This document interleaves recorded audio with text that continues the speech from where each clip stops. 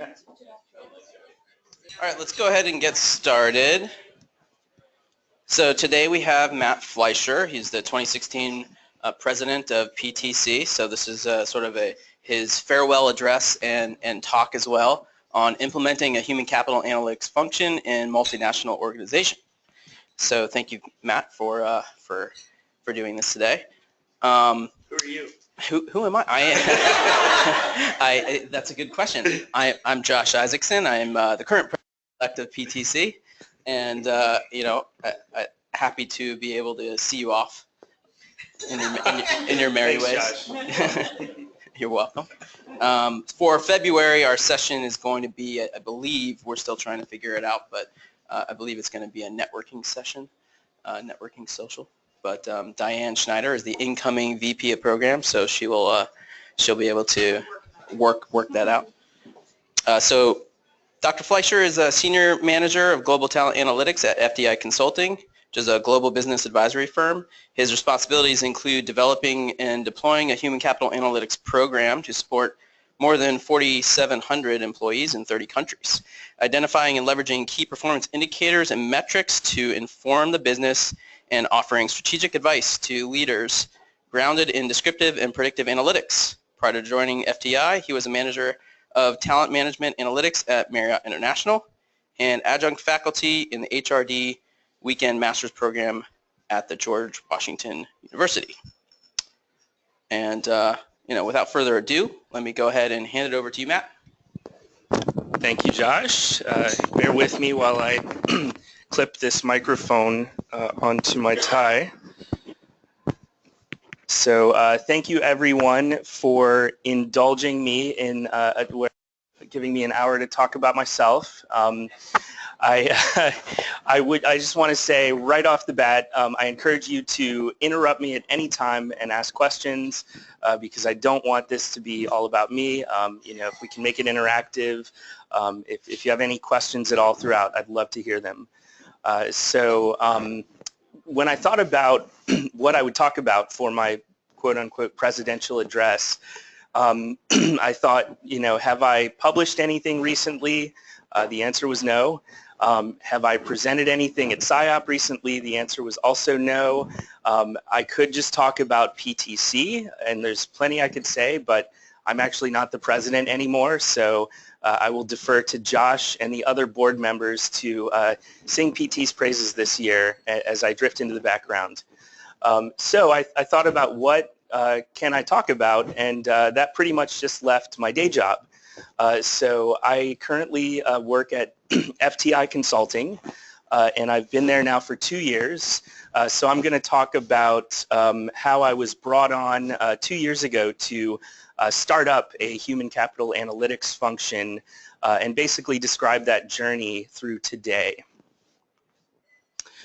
Just a rough outline, I'll start with my role at FTI. I'll talk a little bit about what I mean when I use terms like descriptive, prescriptive, and predictive analytics.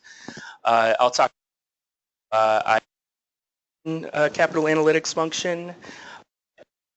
A big part of my role is driving organizational change, so we'll talk about that.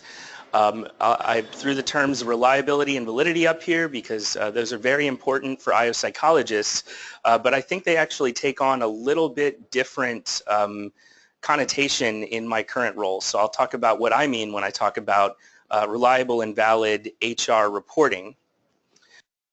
I'll talk about organizational surveys, everyone's favorite topic. We all love filling out surveys and creating them and analyzing the data. Some challenges and recommendations, and then my humble thoughts on the current state and future of HR analytics. And I have a spot for Q&A, but again, stop me anytime. And feel free online to type in and send any questions you have. So first, what is FTI Consulting? FTI does not offer any kind of IO psychology or even HR related services, so they're largely unknown in the IO community, but they are a global business advisory firm. I'm not going to read through all that. You can read that if you'd like. I'm just going to skip down to some of the fun things that FTI's done In recent history, they've helped restructure Lehman Brothers and General Motors. They've played a really big role in tracking down those billions of dollars that Bernie Madoff stole. They played a role in the Major League Baseball steroids investigation, the Enron bankruptcy case, Bush v. Gore, and going way back, the O.J. Simpson trial. So they are definitely working on things that are in the headlines, although they often try to stay behind the scenes. So to tell you a little bit about what FTI does, there are several major lines of business. We do corporate finance, economic consulting. We have a couple of Nobel laureates, which is pretty cool. I haven't worked with them yet, but I would love to. We do forensic accounting, litigation consulting or legal, healthcare consulting, strategic communications, basically public relations, and even software development and delivery. So we are a very heterogeneous firm. Although, as I said before, we don't do any kind of HR consulting, so my role is completely internal. So I work in the corporate function, and I am in human resources to serve our workforce. So I ripped off the Grand Theft Auto logo here to stand for Global Talent Analytics. We're not a violent group, but that's a fun video game. Anyway, I'm the senior manager of Global Talent Analytics, or GTA. I've been there for about 2 years. I lead a team of 2 people, including leading myself. So I hired Tanner Bateman back there about 8 months ago, another IO psychologist. So we the first and only IO psychologists ever to work at this firm, and they've been around 34 years. So our responsibilities in developing and now deploying and maintaining this human capital analytics program to support our 4,700 employees all over the world in 30 countries. Just I don't know if this really makes sense to anyone, but I'll just tell you anyway. We are in the HR transformation group. We are in corporate human resources. So I know businesses love to give these interesting titles to departments, so we're in the transformation group. Yay. So apply descriptive and predictive analytics to support HR and business leaders people decisions. Also report another biz speak here, key performance indicators or inform HR and business decision makers. Try to offer our leaders, enable them to grounded in social science research. So we predominantly pull from the IO psychology literature, from organizations like PTC and PSYOP. We try to stay abreast of what's going on, but also the broader social science literature. So I'm sure a lot of you have heard of these things: descriptive, predictive, and prescriptive analytics. This is my take on them. So descriptive would be to describe. Let that sink in.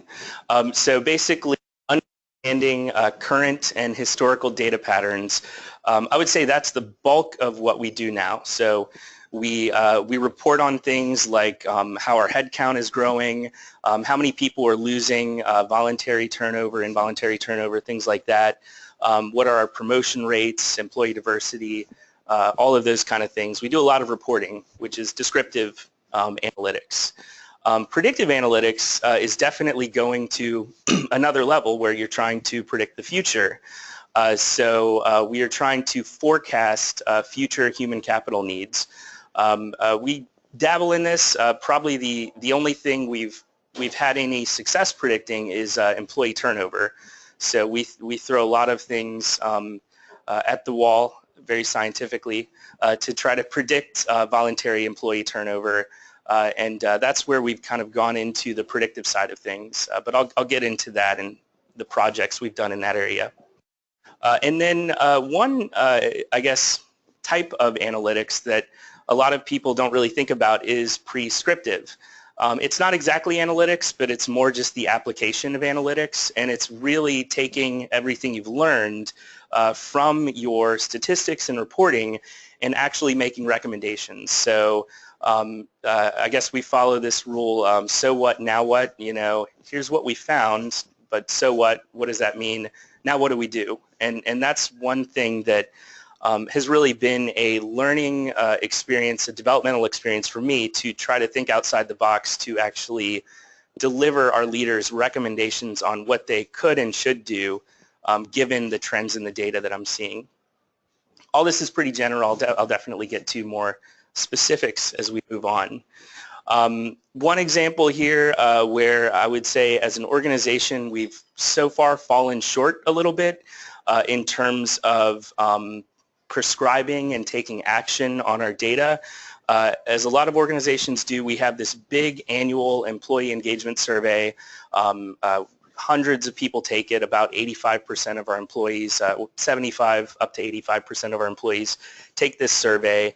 It's very long, and they tell us, about their job satisfaction and what they would like to see in the organization in terms of what HR delivers to them.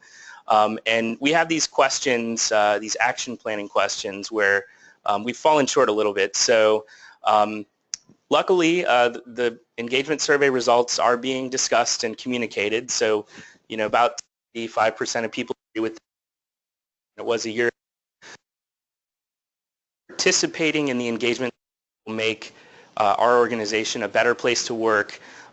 Most people, like barely most people, it's only about 60% of people, so 40% of people are saying basically the engagement survey doesn't matter. And also engagement survey results are used to develop action plans to make improvements.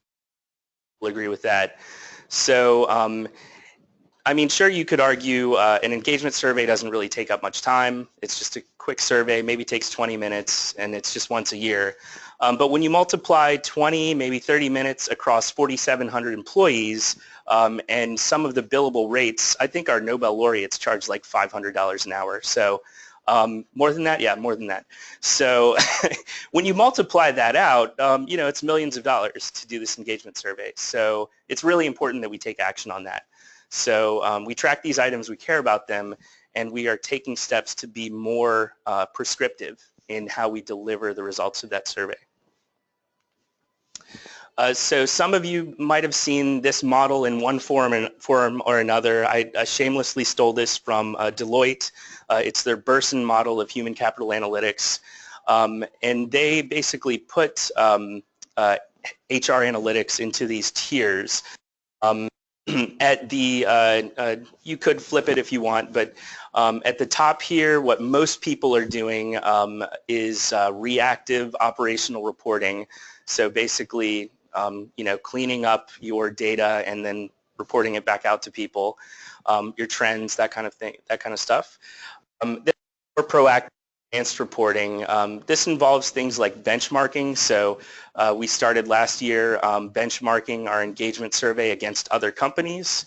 And then also you get a little bit more into multi-dimensional analysis. So letting your stakeholders look at more than one piece of information together, maybe like in a dashboard, where they can see their turnover and their engagement survey together, data together, so they can start to make those mental linkages in that, where we see low engagement in this particular area, maybe it's work-life balance, we're seeing higher voluntary turnover.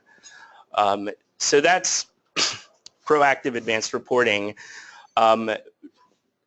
A lot fewer people are doing what Burson calls strategic analysis, and that's much further segmentation and actual statistical analysis with the aim of looking for causes. So you definitely have to do real research here to figure out causal drivers. And then another biz speak here, actionable. The people I work with love the word actionable. It's something you can take action on. Actionable solutions. So again, this is going beyond just simply gathering information, summarizing it, and reporting it back. It's instead really thinking about, what does all this mean? What is causing our voluntary turnover? What is causing our low job satisfaction? What's driving employee performance? And then what can we actually do about it? So, if it's low pay, maybe we don't have enough revenue to increase everyone's pay. So that's something where it might be a driver, but we can't do anything about it, so we're not going to spend a lot of time on it. So instead, we'll focus on things that are actually actionable. So things like work-life balance, things like our culture. I know that's a big one. It's tough to change, but we are working on it. But where we can actually pull lever and make a change to see, hopefully, improvement on the things we're tracking, that's what we're going to focus on. And then finally is prediction. So this one, again, it's trying to predict the future, maybe 6 months out, maybe a year out, with maybe further, depending on what variables you're looking at and how stable they are. But using predictive models to figure out your future human capital trends. And then you can do scenario planning and risk analysis to try to figure out what to do. So, if we are looking at our current turnover trends, our trends in terms of job satisfaction, external trends in terms of the skill set of the workforce, what are we predicting our employee headcount will be for maybe a particular job type in the next couple of years. From there, you can plan ahead. So, maybe our model is telling us, we're going to lose some highly skilled people and we're not going to have enough people in the workforce to replace them. So we need to put a lot of effort into retaining those people. So that's where you're starting to tie a lot of things together and really plan ahead. And I would say a lot of organizations, it's the smallest part of the funnel here because not very many organizations are doing that kind of thinking with their analytics. They're certainly trying to do that kind of thinking, but it's not as informed by statistical models as maybe it could or maybe it should be. So a lot of room to grow, and I think the organizations that can move to this this bottom of the funnel faster will have a competitive advantage against other organizations who are further up and more reactive. I had this call out, so I think my boss told me to put that in. This will require helping ambassadors translate results into action. So one thing I'll get to is change management. It's very important when you're trying to introduce analytics to an organization that hasn't really used numbers to make HR decisions in the past. So we have people, we call them in some cases ambassadors, in some cases change champions. It's basically a network of people throughout the organization who have bought into this line of thinking that we actually can use statistics and numbers to inform human resources. So I would say if you're trying to roll out data-based decision making to your organization and there's some resistance or some unfamiliarity, definitely try to start with people who get it and are bought in first, and then have those people drive the change in your organization rather than it all being top down. We've seen a lot more success when we go that route than if we just try to push things out from corporate. Uh-oh. Yeah. Have you seen a trend towards people talking about analytics as big data? Have you kind of leveraged that way to connect better with them, or do you kind of steer clear? That is a great question. So to repeat for the webcast audience, have we heard our leaders or people in our organization use the term big data to refer to HR analytics, and have we capitalized on that? Is that right? So yes and yes. So I definitely heard a lot more of this when I was at Marriott. So I was at Marriott for a couple of years before I joined FTI 2 years ago, and I was on just a member of a broader team of analytics professionals there in human resources. And Marriott is pretty far along in their analytics journey. They've had an analytics team for like 10 years. So their leadership wanted to actually go beyond just having an HR analytics team to really getting into big data, machine learning, more complex modern statistical algorithms, more predictive models. So there was a big push for that. And at Marriott, they did deal with big data, and they had people outside of HR using big data techniques. Where I work now, I haven't heard as much of it, but I'm sure I will, and I've heard a little bit of stirrings. And I would say either case, it's the same. You can use that interest because it's really, it's fascinating to leaders today in organizations. They want to start using big data techniques to make better decisions in an organization. So you can use that interest, that energy, to get buy-in into analytics, which is kind of at the core, much broader than just big data, to get them to invest in analytics, which I think is very important. But I also, once you start getting into the specific techniques of big data, you have to, I would say, in my opinion, express a little caution. So when we talk about really black box procedures of machine learning where you really don't understand how your model is coming to conclusions, that's where we can run into some risk. And how big data handles that is you have millions of cases, so you can do just massive cross-validation. So if you have millions of cases, you can cross-validate in hundreds of samples and figure out, is this crazy thing I'm seeing real? I mean, do people who wear black t-shirts make a better computer programmer?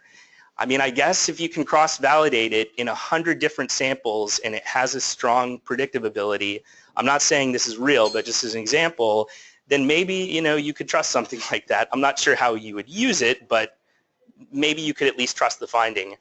I think the danger we run into in HR is rarely do we have a sample of millions of cases. We might have hundreds. So if we start trying to apply these machine learning techniques, it might spit out a lot of things that are maybe just spurious correlations, and we don't have the sample size to cross-validate all of those relationships. So that's where I caution. I'd say grab onto the enthusiasm and run with it, but caution about the methodology.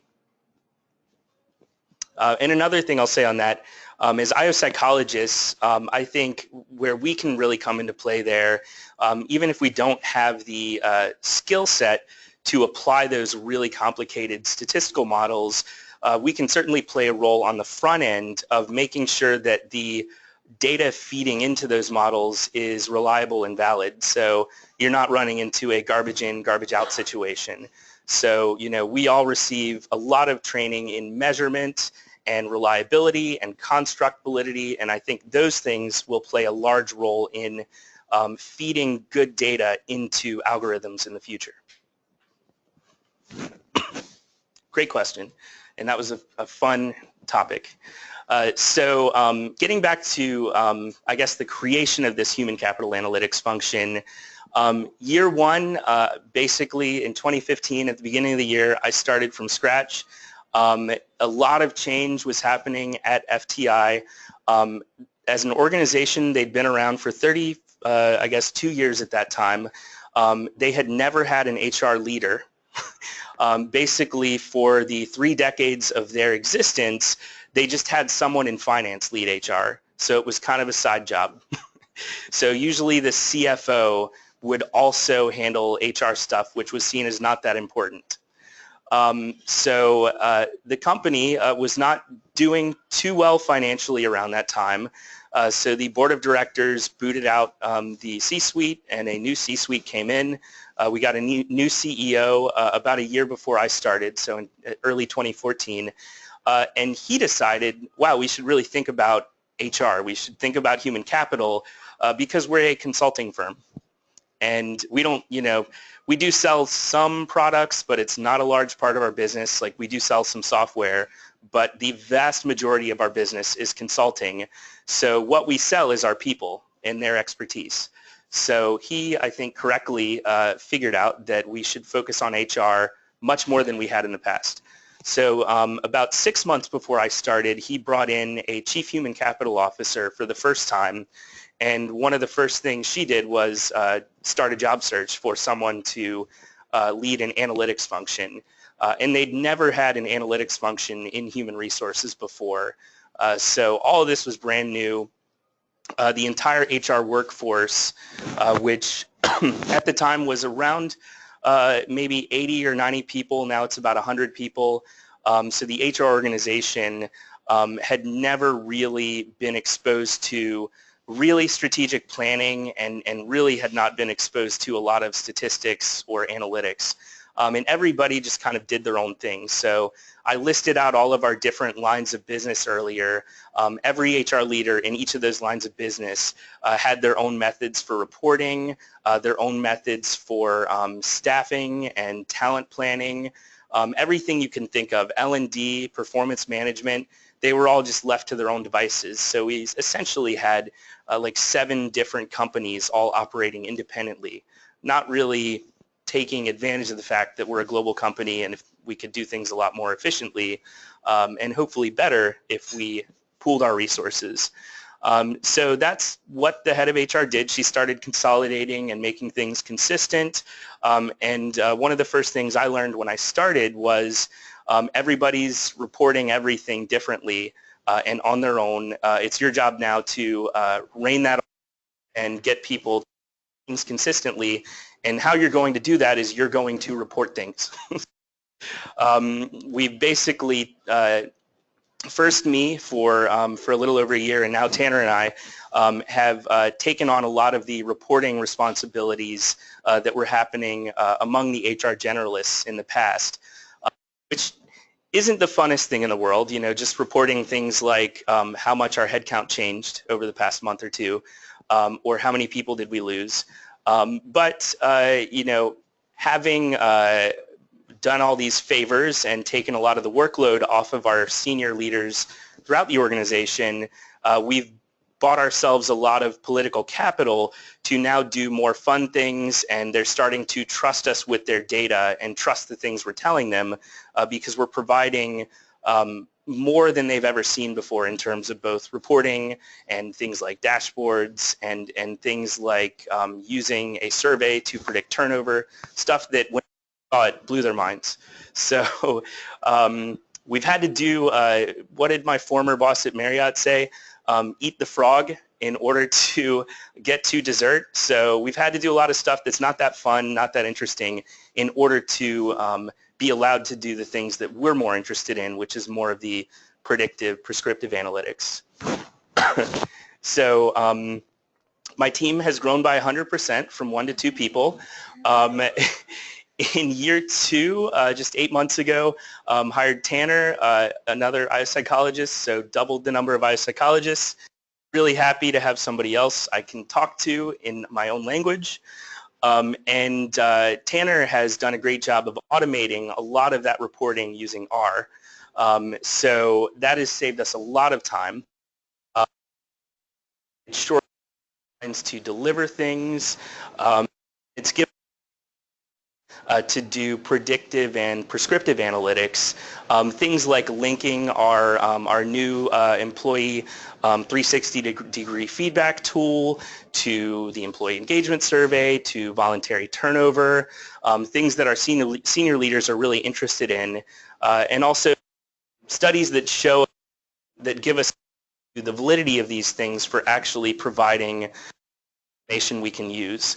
So obviously, if these 3 things were not correlated at all, if our 360, employee engagement, and voluntary turnover were correlated at 0, I would say there's not much validity for any of those. We probably shouldn't use any information from those things to do anything. So even just simply tying those things together and showing that they're related gives us information to say we can actually start using the engagement survey, the 360, to make some changes in the organization, make changes in how we allocate resources in HR, and make some changes about how we treat our senior leaders. So we noticed a lot of bad behavior among our most senior leaders in terms of not really treating people with respect. So we've now said, if you receive low ratings on your 360, the turnover among your direct reports skyrockets. It's not an absolute, but it's on average a trend we've seen. So, we would like you to maybe participate in this training on how to be a better coach and how to maybe treat people with more respect. We are hoping that the trend will follow, turnover will go down, and we won't have to spend as much money replacing all those people you're pushing out the door. Things like that. They seem very simple, but the organization hadn't done those kind of things in the past. People were basically left to their own devices and were not shown data that could be useful to them in maybe opening their eyes to doing things differently. Another thing we did was take on way too much work, and we ran into data quality issues. So I think I'm a lot to blame for that. I should be the first line of saying yes to everything anyone wants. So definitely just maxed out our team's resources. And we started, we're getting stuff out still, but we didn't leave time to assure that the quality was up to standards. So we ran into some of that. Luckily, we've nipped that in the bud now, hopefully. And now in 2017, we've formalized a working. So instead of someone calling me and telling me I need this in 2 hours, they actually have to submit a request to our HR service center. A ticket is created, and then the request comes to my team, and then we can put it in our queue and let the stakeholder know when we can get to it. And if that's acceptable to them, they kind of work that out. They can renegotiate where they fall in our list of priorities. A lot, because we're still kind of at the beginning of this, but you can already see how it's going to create a lot more time for us to QA, which is really important. So I actually, this morning, before PowerPoint, I sent a quarterly talent analytics report to our head of HR, which she will use to speak to our investors on the quarterly earnings call. So if I get something wrong in that report, she'll tell her wrong, and our stock prices could fall immediately. So the numbers I generate have a direct effect in some cases stock value. So it's pretty important quality assurance.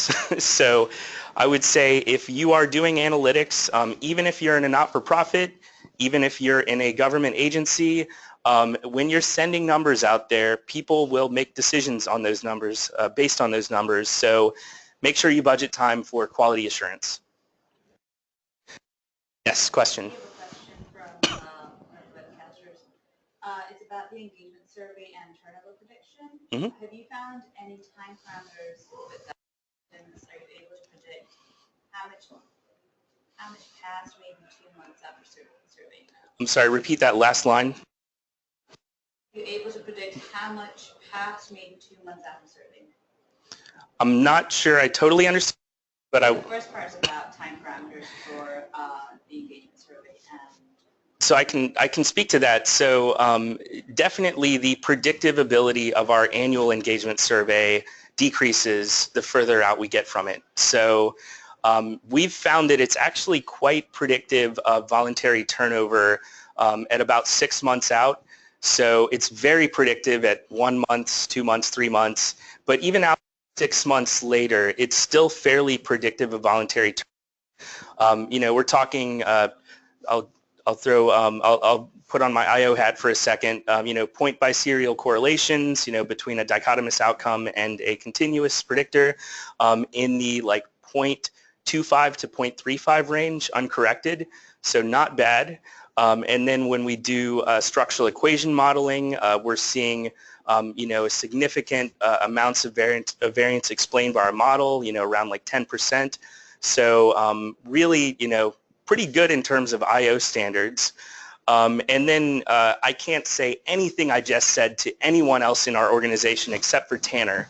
So for my leaders and even for my immediate supervisor, I have to say, within a certain amount of time, within 3 months to 6 months of people taking the engagement survey, we can say that people who were, say, in the bottom third on their overall engagement score, they had if you rank order everyone on their engagement score, people who are on the bottom third, their turnover, off the top of my head, their 6-month turnover is around like 12%. Whereas if you look at the people in the top third, the higher engagement scores, their 6-month voluntary turnover is more like 8%. So a pretty significant difference. We're observing 4 percentage points lower turnover in just 6 months' time across a workforce of 4,700 among the people who are scoring higher on the engagement survey.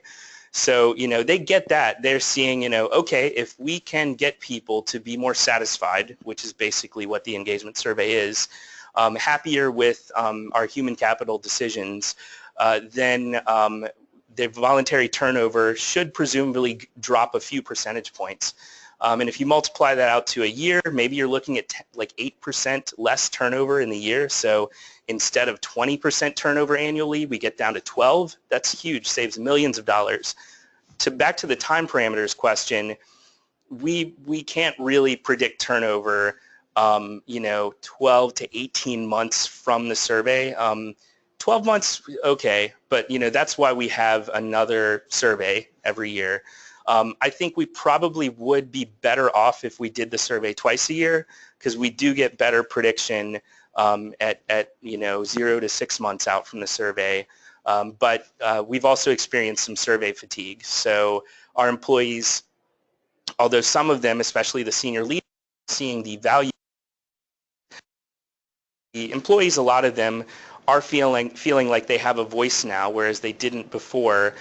Despite all that, people are getting sick of all the surveys we're sending them because they are billable employees for the most part, and they don't want to have to clock out to fill out a survey. And they send us emails about that. So hopefully that answers the question. If not, I'm happy to answer it offline. Great. Okay. So this year we also plan to just ramp up the predictive and prescriptive stuff. And also my boss wants us to work more directly with our leaders who are not in HR, especially people, at kind of mid-level in the organization. So kind of, your mid-level managers, because these people are actually really on the ground making change happen. Are very happy able to send things to our C-suite, but they can their direct reports to do things, and as my boss says, a lot of times those people act with their feet. They might tell you, like, that sounds great, we're going to try to get our engagement survey scores up, and then they walk away and they do nothing because really they don't think it matters. So our plan is to get more involved with people outside of HR, more at mid-level, get their buy-in, get this sort of change champion network, this network of ambassadors going, so we can affect more change throughout the organization. So these are just some examples of some questions we're trying to answer. So I would say what you don't want to do is first look at the data you have and then try to build an analytics program on top of that. You really want to start with the end in mind. So what kind of outcomes do we care about? What are the research questions we're trying to answer? And then if you don't have the data to affect those outcomes, like if you're trying to grow your company or if you're trying to increase your customer satisfaction, if you don't have the data to inform those things, you need to get new data. But a lot of people fall into the trap of, let's just look at all the data we have and then try to make something out of that. But in many cases, you just don't have good data or the right data to inform important questions. So some of the questions important to us, who is at risk to leave and how can we retain them, especially among our high potentials, our high performers. I'm not going to get into measuring who your high potentials are because that's a whole other can of worms, but I will just say we are trying to figure out who's at risk for voluntary turnover, and keep those people, especially the people who will generate more revenue in the future and currently. What has the strongest impact on employee engagement and performance? So there are a lot of different levers we can pull in HR. You know, we could focus on benefits, we could focus on performance management, we could focus on learning and development, whole other slew of things we could focus on. But really good would be to know which one of those will have the biggest impact on the outcomes we care about. So, you know, doing research to figure that out. Again, this probably sounds really simple. Like, I mean, this stuff, if I learned about it in grad school, I'd be like, this is all completely obvious. But in an organization, a lot of times leaders are just sort of shooting from the hip when they try to answer these questions.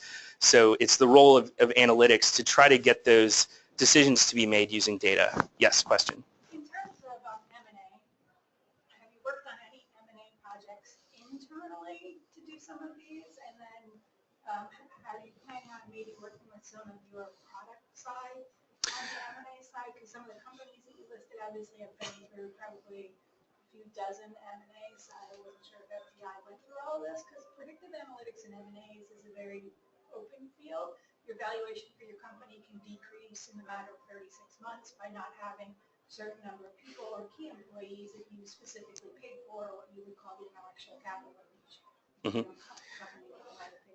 So I'm hoping I'm assuming correctly that by M&A you mean mergers and acquisitions? Yes. No problem. So, you know, the question was, you know, have we thought about these questions in terms of mergers and acquisitions? Have I been involved in any M&A projects? So I have not. I left Marriott right before they acquired Starwood to become the largest hotel chain in the world. I was at Marriott for the Gaylord acquisition, but it was a pretty small one. I wasn't involved in that. And ever since I've been at FTI, we have dramatically reduced the number of companies that we acquire. Previously, for the past 30 years, our whole growth strategy was acquire other small companies. And that's where all the energy went. When the new CEO started 3 years ago, he said, no, that's not our strategy anymore. Now it's to grow organically. So organic growth, for those of you not familiar, it's just simply growing by not acquiring or merging with other companies. So you're focusing on hiring people, retaining people, developing talent internally. So that has really been my focus. I haven't applied any of this to M&A activity. Yes? Does HR analytics include the qualitative data? You go out and do interviews and use that to inform survey results? Yes. So the question was, does HR analytics at FTI include qualitative data collection? So interviews, focus groups, do we use that information to inform the quantitative side of things? Absolutely. Probably not to the extent that we should, just because of the size of our team. We do collect some qualitative data by having open-ended questions on our surveys. We stick mostly with quantitative questions, but we always want those open-ended comment boxes to help us triangulate on what we're seeing with the numbers. And then also, we do occasionally conduct interviews and focus groups to get a better understanding of the context around the numbers we're collecting. I would say it's one thing I do, which is really not a formal qualitative way to collect data, but I'm on the phone a lot. Tanner can attest to that. Just talking through what I'm observing with our HR leaders, and they'll give me a lot of context that helps me understand the numbers. So, you know, I might say, you know, you really fell short of your hiring goals. I guess it was the recruiting team that messed up. And they're like, oh no, our business performance tanked, so we just couldn't hire those people. So I'll annotate the reports with those kind of contextual pieces of information. Occasionally, though, we do more formal qualitative data collection. Again, things like focus groups, interviews. You know, that's more when we don't really understand a whole lot about something. So like with employee engagement, we feel like we have a pretty good understanding of the constructs we're trying to measure with that survey. And then we also gather some information through open-ended comments to try to kind of cross-validate what we're seeing in the quantitative questions. But for something else where maybe we don't know what kind of survey we would create or what to ask, then we'll go out and do some interviews and focus groups to figure it out. I would say where we have fallen short the most, and this is probably egregious to some people in the audience, is job analysis. So I would love it if we did a large-scale quantitative and qualitative job analysis, but I just have not been able to get buy-in from our senior leaders on that because of the time and the cost involved. They're fine with competency modeling so far as we dedicate almost no resources to that task. So I wouldn't even really call what's happening right now competency modeling, but I would definitely advise everyone to combine both qualitative and quantitative techniques to an analytics function, because if you just follow the numbers, you're going to lose out on some really valuable information that can help explain them. So great point. So I'm not going to go through all of these things. They're pretty basic questions, things like L&D, recruiting. Yeah. Oh, question, yes. Sorry, yeah. To what degree have you had to partner with IT and the system owners to get the right data to answer these questions? That is a great question. It's on another slide.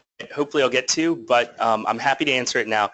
The question was, to what extent have I had to partner with IT in order to obtain the data that I need and the data quality that I need?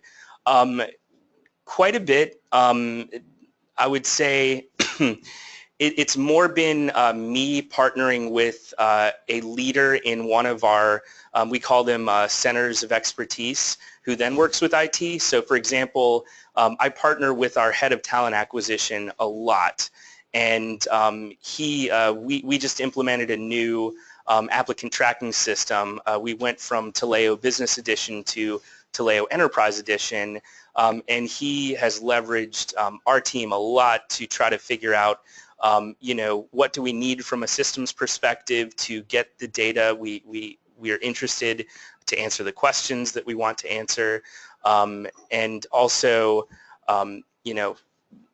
how can we link this system to our other systems, which a lot of people just forget about that part. So I'm always reminding them, hey, we really need to link our HR information system to our applicant tracking system, or else we'll just have a fundamental disconnect between our hiring activity and our onboarding and development activity among current employees.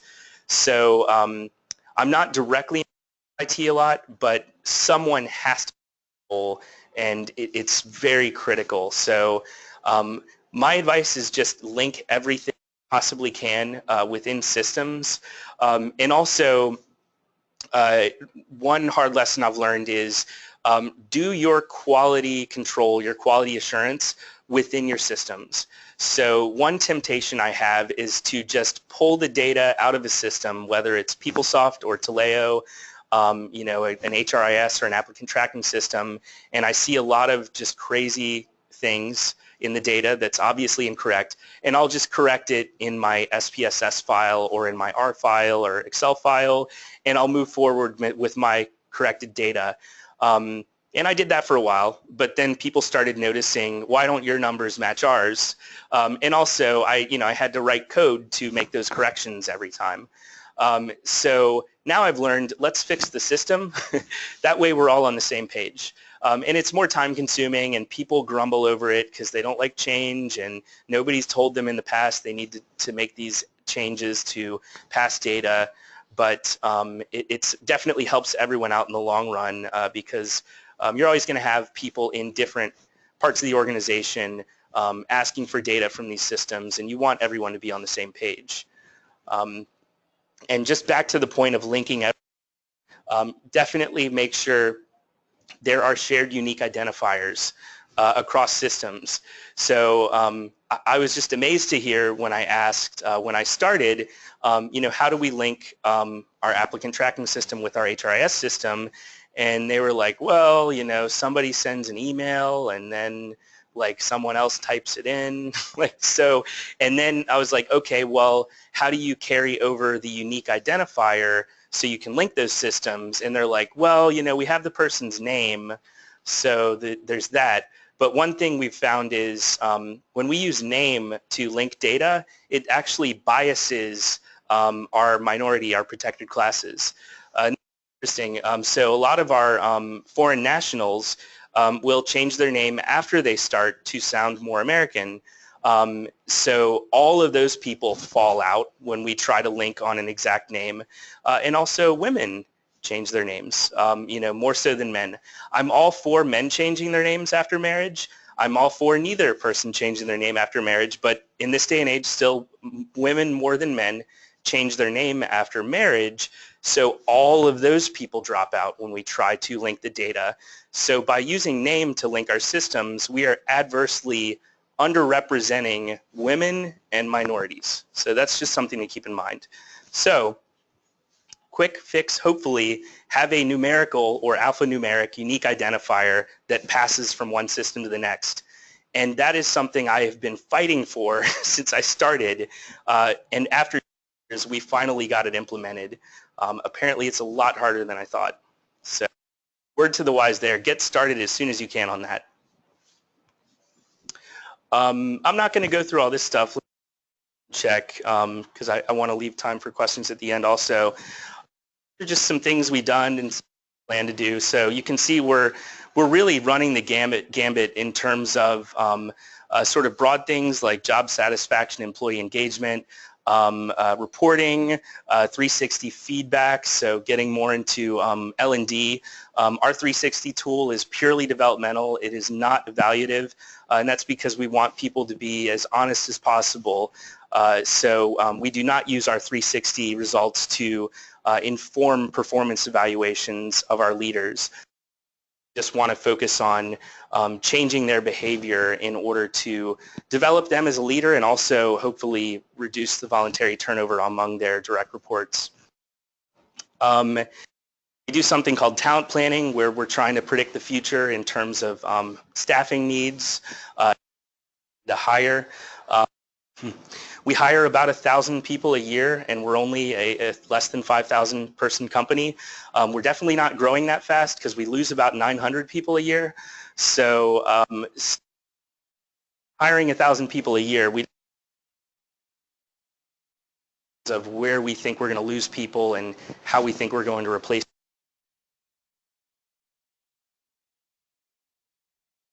stuff was we're trying to get out of the business of doing dashboards in Excel. I think Tanner and I have both become Excel experts because it's just the tool of our business leaders, but it just is not great from a perspective of having refreshed and data, and also you can run into a lot of technical issues with Excel when you start feeding tens of thousands of rows of data and hundreds of variables. So Excel dashboards to like Taleo has online dashboards. In general has like their business intelligence tool, so we can get away from Excel dashboards flying around via email and people breaking them and things like that.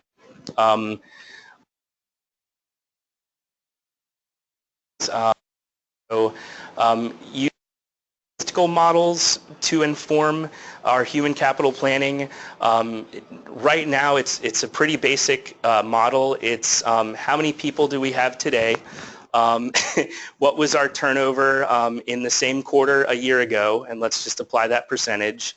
And then let's see, what's our growth goal? And then it's basically just current head count plus how many people we need to hire to meet our growth goal, and then plus any turnover we plan to replace. So it's just basic math. We're going to try to move beyond that. We want to do a better job of predicting the future. So series-based, more statistically algorithm-driven models to predict our future hiring needs. We are way behind the curve in terms of that. I've talked about I'm not going to get into hypo. It's a can of worms. A lot of research. For those of you who are basic researchers, conduct some research on high potentials. We need it.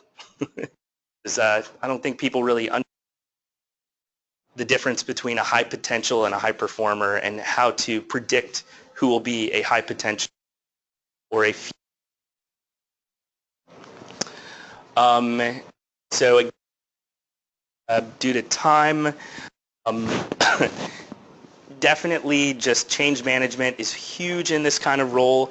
You would think math would be the most important thing. It's one of the least important things. You know, we get computers to do all the math for us, and then we're left trying to convince people to use the data that we give them.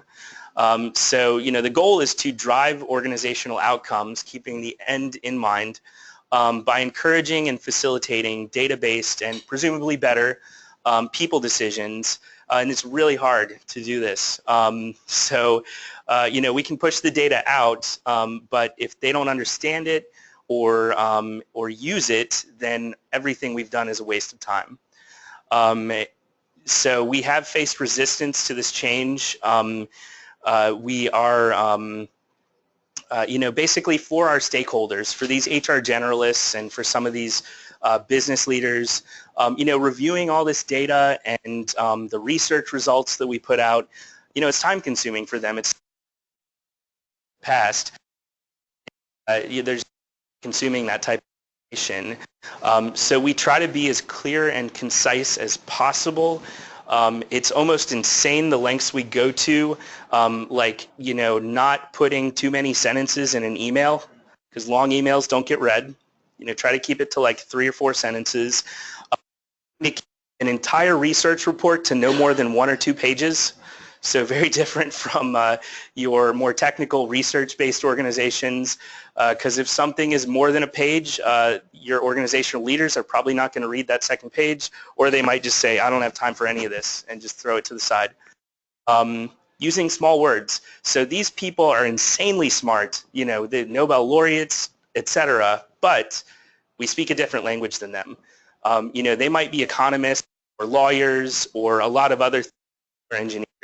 Our IO speak does not translate to them, so we have to find the lowest common denominator and use small words where we can, and just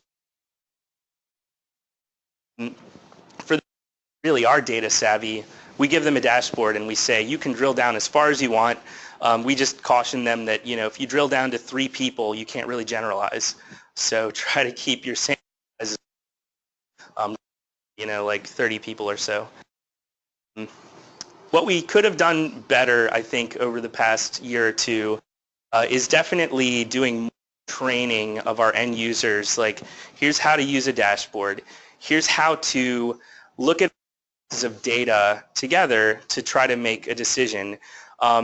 Here's where you might chase your tail. Like, if you start reading too much into the numbers, especially small samples or just a single data point, that's a trap you can run into where you might take action that's not really appropriate. You know, look for different sources of data all telling the same story. Could have done a lot better job coaching our stakeholders.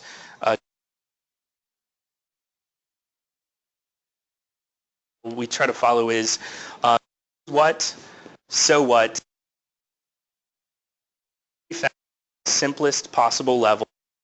On a tech, you can give it to them, but why does this matter? Why is it important? Are we going to reduce voluntary turnover? Are we going to increase payments? Are we going to increase? Now what? You know, how do we take action? What do I do next? Analysts, I think, often fall short. So this one's pretty important. I know I do want to run through this. What I mean by reliable and valid HR reporting is quite different from reliability and validity in academic journals. So I really just mean consistent reporting, which was not happening before I started, and some simple questions to ask, and I can share this PowerPoint with everybody. Who's an employee? I mean, really, like, is it only full-time people? Do you count independent contractors, like interns? Like, who is an employee? you can get dramatically different counts of the workforce depending on what assumptions you make, what decisions you make. Hires, when did the hire occur? You know, are we using the date they accepted an offer? Like, so how many people did we hire last quarter? What do you mean? Is it how many people started that quarter? Really basic stuff you don't really think about, I think, in grad school. Turnover percentages, one of the most basic things in human resources.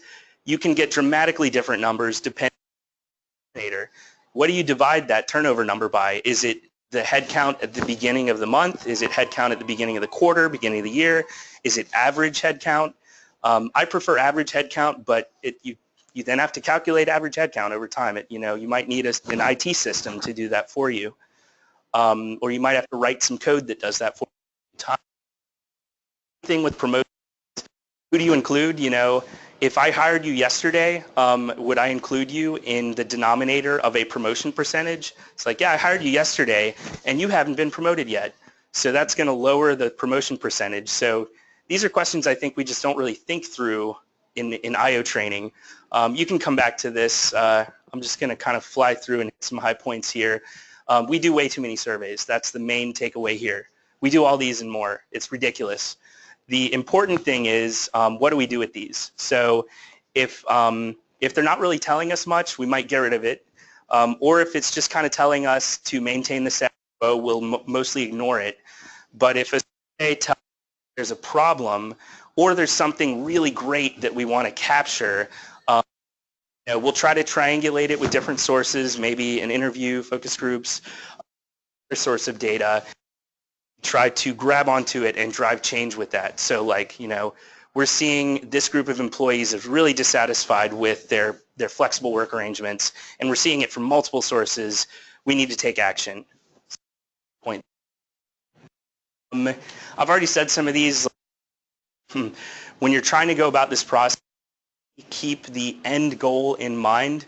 What are you trying to change? Are you trying to increase customer satisfaction, reduce turnover, organizational performance? Start there and then work backwards to the data you'll need to answer that question and the actions that people will have to take to affect that change. If the people kind of in between the end outcome and the data don't have the power to make changes, then it's a waste of time to report on it. Keep it as simple as possible to the end users.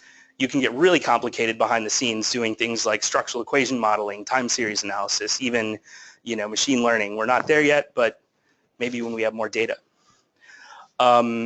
Definitely fix and maintain your information systems and link everything you can. That's like step one.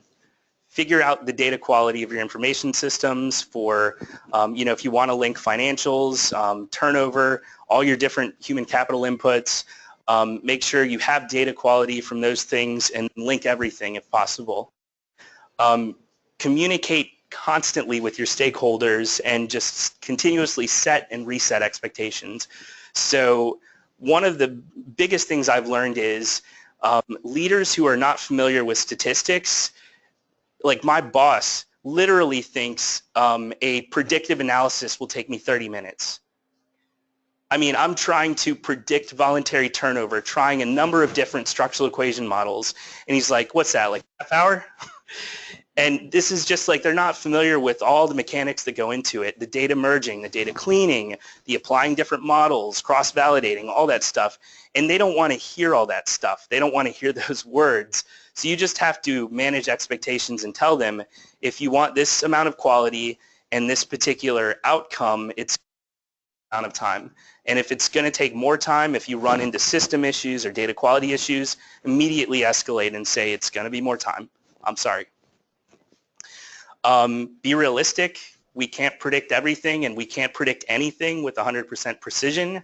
Always state your assumptions. So it might be in an appendix, but if you're going to present a prediction, definitely somewhere state, here's all the assumptions behind this, and if I'm wrong in one of these, the overall prediction is going to be wrong by that much or maybe more. There's definitely no magic bullets. I mean, statistics are a tool. Hopefully they help us make better decisions, but they're not going to take over our jobs or what we do.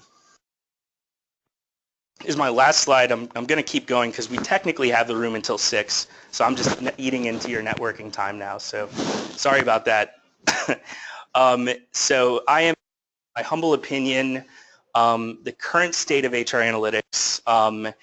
So who are they? Who are these people? Some of them, Tanner and I, and some others, maybe here, maybe on the web, are IO psychologists. Many are business analysts, like maybe they just got a degree in statistics as an undergrad, or there's a lot of actually analytics degrees now being offered by universities. So you can get a degree in business analytics. Still haven't totally figured out what that means. A lot of them are actually just traditionally trained HR generalists who show an interest in numbers and then are moved into that kind of role.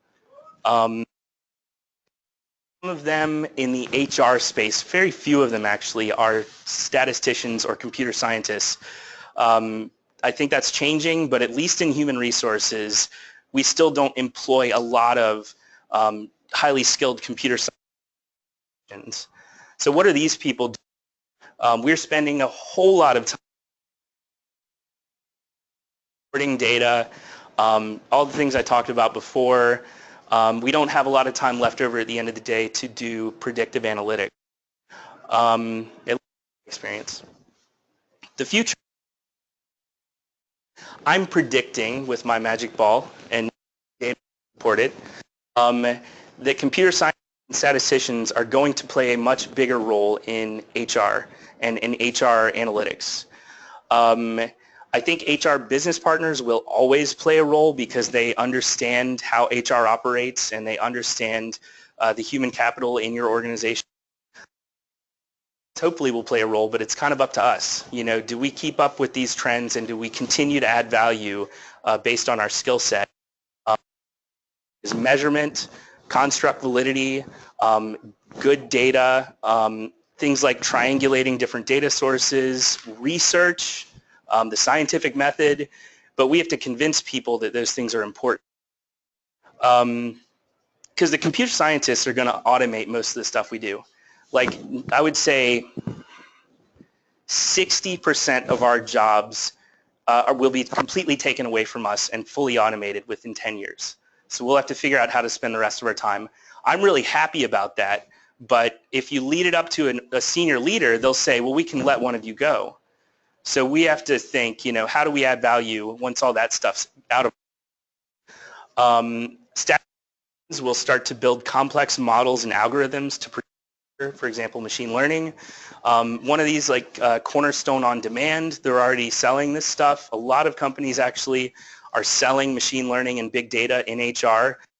I think a lot of that is dubious. I'm not going to speak to any of the ones I just named as dubious. I just mean in general, there's still a lot of snakes out there and not a lot of construct validity evidence. And I would say even questionable predictive validity evidence. I think there's a lot of spurious correlations being generated with small data sets, and they're calling it magic bullets. But it gets better and our data gets larger because we are exponentially collecting more data about people or not. Those statisticians and computer scientists are going to catch on and will get much better at predicting human capital within the next 10, 15 years. They're going to get it right. It's just a matter of time. The HR business partners will provide the contextual information, interpret the output, and they'll hope agents to drive the change for those people-based decisions. What are IO psychologists going to do? I don't mean to be so bleak, but I feel like this is the conversation we need to have. How do we fit into that picture? How do we continue to you? On that bleak note.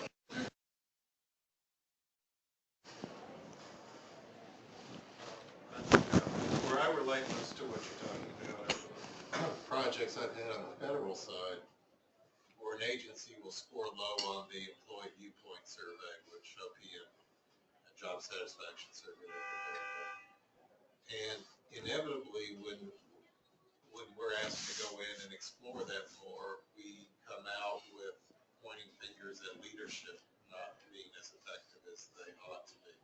But that's also the toughest one for me as a consultant to really outside of the change with the organization. Are you do you have a similar experience with your job satisfaction work, and how do you handle that? You have to live there. You don't Yeah. have to say you're a bad leader and then go to your next client. The answer is absolutely. Let me summarize. So a lot of times you're following up a low employee viewpoint survey score, and a lot of the data senior leadership is the problem. So what do you do in that situation? I mean, that's one. I mean, I can really only offer my experience and my opinion here. You know, you obviously have to let leaders know how their people feel. You know, in the context of perception isn't always reality, but this is how people feel, and people's perception is going to affect their performance and how they behave. I think what I've experienced is leadership immediately wants to change some kind of system. They're like, well, it's not really us. Let's change how we do training, or let's do something to make them happier. You know, I think at that point you might just need some deeper research. So maybe like an organizational culture survey or inventory that gets into a deeper diagnostic of not the climate, because really I see engagement surveys and job satisfaction surveys as the climate. You know, it's shared perceptions, but a culture survey gets more to the root of not just shared perceptions, but really, you know, those things driving those perceptions. So I think a culture survey is maybe one way to go, but that costs money. Another way to go would be if you can do some follow-up research to say, well, okay, let's take it a step further. Let's try to correlate the survey with some things you care about. So first ask, you know, what do you care about? Is it turnover? Is it performance? What can we link to the survey? And if you can, then you can see, you know, either with a basic correlational analysis or maybe something like a structural equation model or some other statistical model, what is it in the survey that's actually predicting the outcomes that the leadership cares about? At that point, you might be able to say, well, what you're saying, you know, if your solution is training, we're not really seeing much of a relationship here between how people feel about their training and their volunteer. What we are seeing is a strong correlation between how people feel about their senior leaders, you, and or their. And if you find that relationship, it's hard for them to ignore. So that's my advice. You know, either one of those requires more time and money, but I would say it's a tough situation, and it starts a broader conversation and probably additional research. Yes. So do you have outcome measures that you can tie engagement and some of these other HR things to? Great question. So do we have to tie these predictors to? Largely so far, the one thing we've been able to hang our hat on is voluntary turnover. I think that's where a lot of organizations, because it's just so readily available and it's more objective. It's not as subjective as things like performance ratings. Amazingly, as an organization, we do not have company-wide performance evaluations. Still, for performance management, all of our different lines of business do their own thing. That is changing this year. So starting next month, everyone will now have to follow the same performance management process.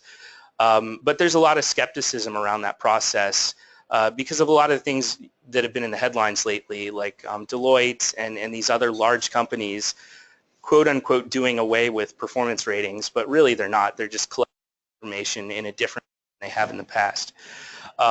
So I'd say one outcome, you know, that everyone is interested in is performance. And one proxy we use to measure performance are performance ratings.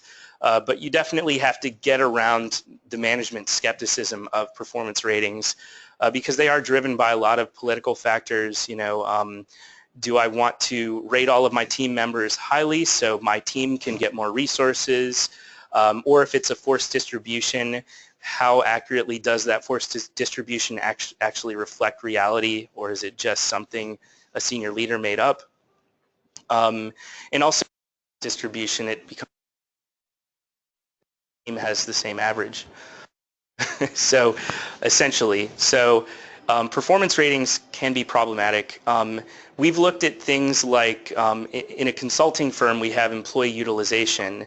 So what percentage of their time are they actually billing to clients? Where we want to get to, which I would think is a gold standard, would be client satisfaction. And currently, again, some of our lines of business collect that data. They do not share it with us, and some of them don't collect it, which is kind of amazing. But at Marriott, guest satisfaction was really the gold standard. Obviously, kind of little things will not impact guest satisfaction or client satisfaction or customer satisfaction. Too many things that have an influence on to really see a noticeable impact on just some small HR change. But for example, at Marriott, if they invested $3 million or even more in a large training program, they would want that large training program to actually have an impact on guest satisfaction. So that was our gold standard. What we had to play out, though, was kind of the causal chain, where we talk about our mediators and moderators. So, we do this training, and what's the immediate impact of that? Well, hopefully people change their behavior. But maybe even before that, first they have to buy into the training. Do they actually tell us that they learned something? Do they tell us they plan to change their behavior? So that's step one. And then, are we actually seeing a behavior change? So maybe we had mystery shoppers at Marriott where we'd pay someone to go and pretend to be a guest and then observe and take extensive notes, and we'd have a lot of people do that. So we'd use that to get at behavior change. And then if the behavior has changed, then is that linked to a change in guest satisfaction? So we'd start with, the outcome in mind and then work our way back through all those kind of links in the causal chain. We're definitely not there yet at FTI. We have quite a ways to go. We have looked at some things, but I would say the low-hanging fruit was voluntary turnover. We do actually. We have revenue per billable employee, EBITDA, which is what, earnings before interest, depreciation, amortization. I think I got it. I'm not this guy. So we have financial metrics, but they're heavily influenced by market factors. So we haven't seen a strong relationship yet. I think we need some of those things. We know about performance. We need to know about individual, and we need to know about how to actually link into profit. But we don't have all those linkages yet. Other questions from the web? No? Okay. Well, thank you. And